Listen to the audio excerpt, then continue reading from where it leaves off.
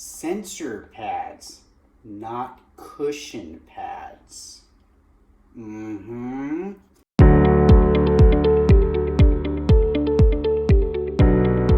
Hey everybody, this is Jeff from the Runner's Desk and welcome to the review here on the Newton Motion 9 here at the Runner's Desk on runnerg.com. And if you saw before we did the unboxing, I will try to get that right here if I can figure out how to do that. In the meantime, this is going to be our review on the Newton Motion 9s, the Newton shoes here. We'll talk about these guys in the front, and if you want to follow along, if there's something you want to go to, we'll have a timestamp in the description where you can bounce to whichever section you want to, or feel free to come join us for the whole ride. Isn't that nice? All right, so I do want to let you know that we did get this, or I did get this shoe from Newton. I have known Newton for a long, many years, over probably around 10 years, somewhere around 2000, I think it was around 2008 or 2009. At my running store, which was Runner G over in Sherman Oaks, that is no longer there. This is the only place to find us, is right here on the net, and we don't sell anything anymore. We just provide you with this information. But I do want to let you know that we did get the shoe from Newton. I still have some contacts there, and they were very nice enough to provide me with these shoes. And so I do want to let you know, but they do not have any control of what I'm going to say or not say, what I might do, or what I might have done. I was going to do that for the process of this review. So I've had these shoes for about almost a month now. I am not a high mileage runner. I'm a mid to low mileage runner, so it did take me some time to get some mileage on here that I felt was enough to do this review. And with that, let's get started. I'm going to tell you right off the top here, I like them. So I'm going to go right to that and start with the things that I like about this shoe. Let's start with the weight. It's actually very lightweight at 8.2 ounces, I believe in a men's 10, and that is pretty light. I'm a much smaller size, so it's even lighter for me. But they are very lightweight. They are very responsive, as with pretty much all of the Newton shoes that I have ever seen. So nice, lightweight, super responsive. They are on the snug fit, so these are a performance fit.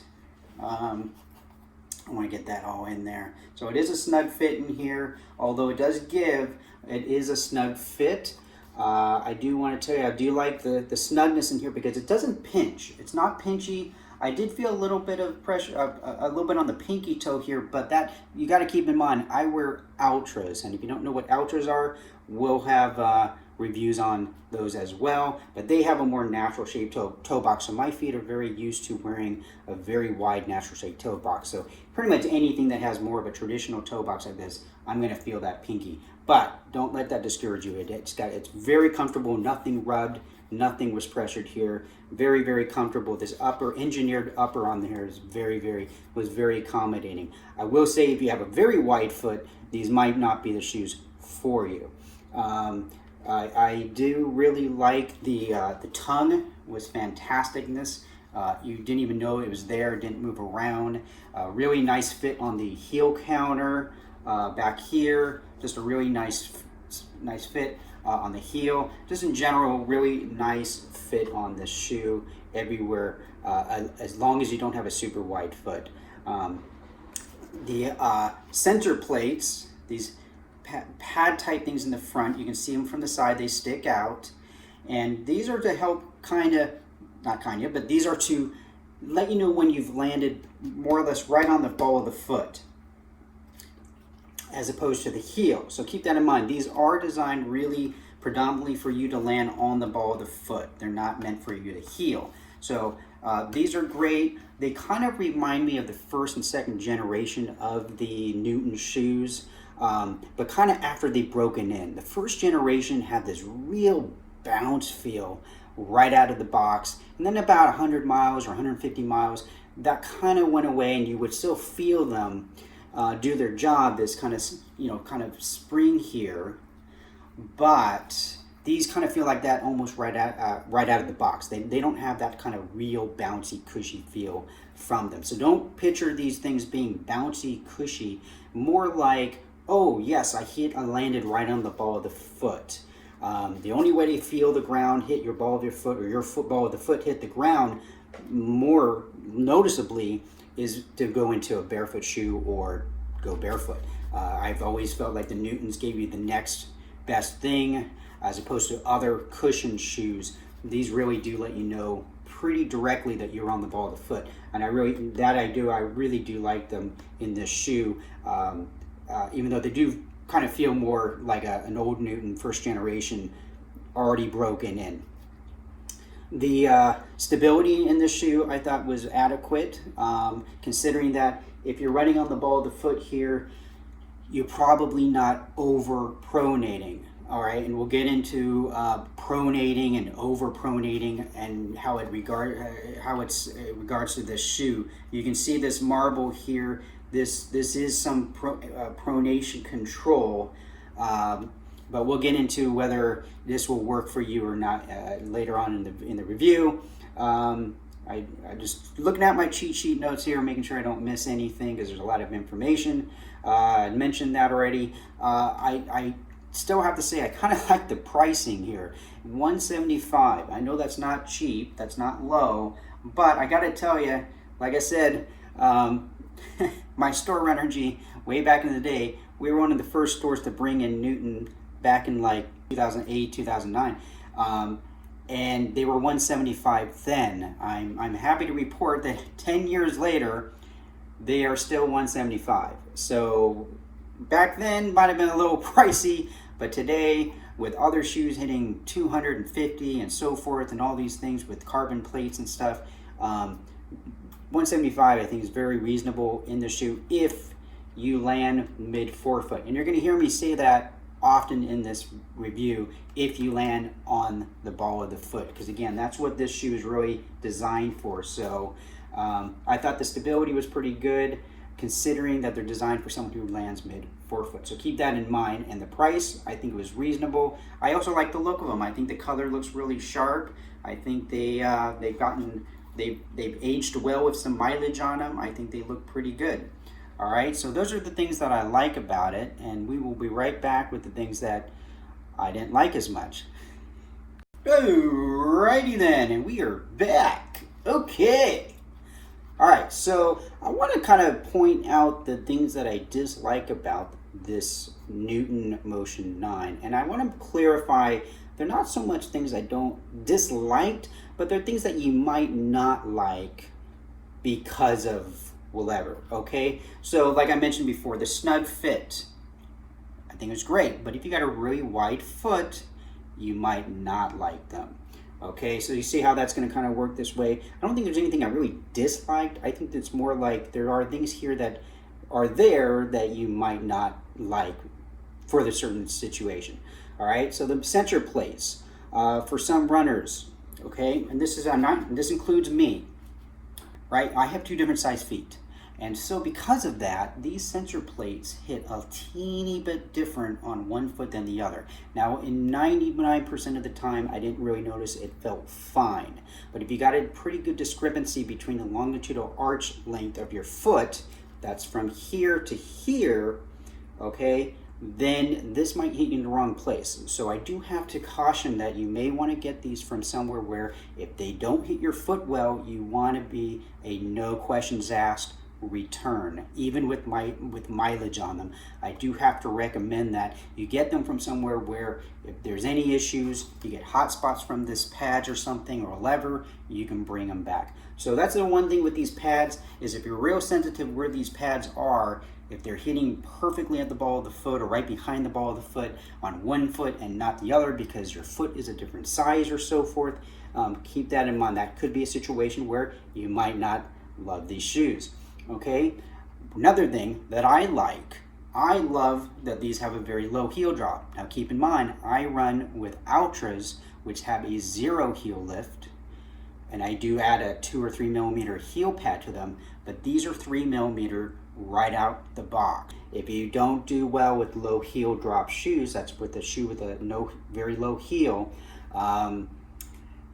keep in mind, that could be an issue for you. I'm not going to go into why they might be an issue for you because I don't want to plant that seed, but you may have issues with that heel being so low if you're not used to that. Okay, I like the weight of the shoe, 8 point something ounces or 7.1 in mine, or my size, right? Nice and lightweight. I do like that.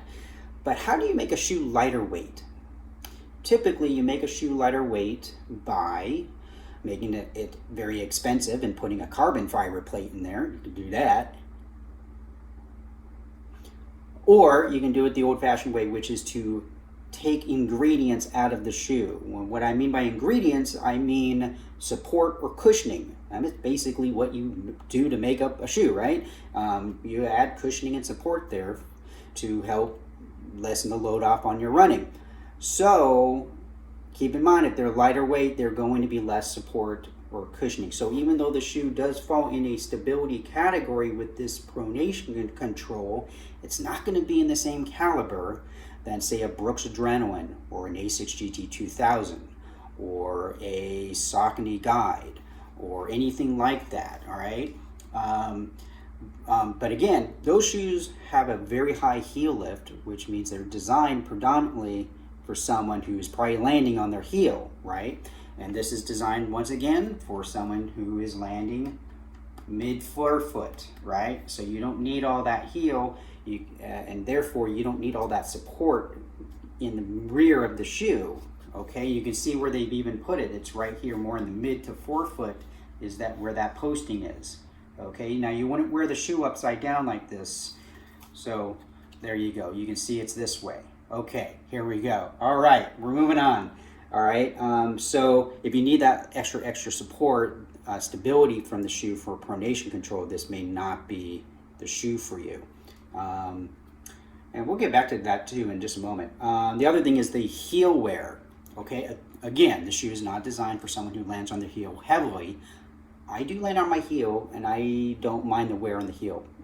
But keep in mind, if you tend to really land back here, look how thin this is. And I don't have a lot of mileage, like I said, 60-something miles here, and look, you can see real thin. I'm even getting into the white right there. So if you're a heavy heel striker, this is not going to be a durable shoe for you. All right, as long as you don't mind going through this. I don't, but if you run on the forefoot here, this shoe is going to be really durable. If you run up on the front, look how thick these lugs are. There we go. You see that? They're pretty thick. So I have known, historically, people to get 800 plus miles, maybe even 1,000 miles on a pair of Newtons, but these guys did not touch their heel at all, right? Forefoot runners. Heel striking. Heel striking bad. Bad.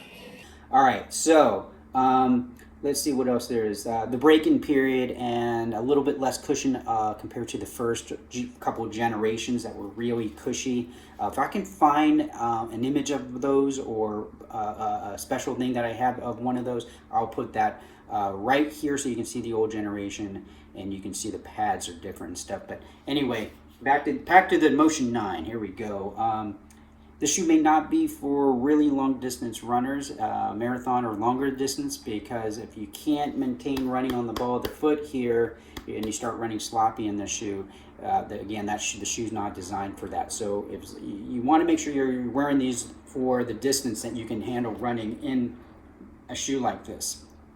Okay, walkers may either love them or hate them. Some walkers love these pads in the front because they kind of give you a rocker. Some walkers love this Newtons because they have that low heel drop, and some walkers really like the low heel drop.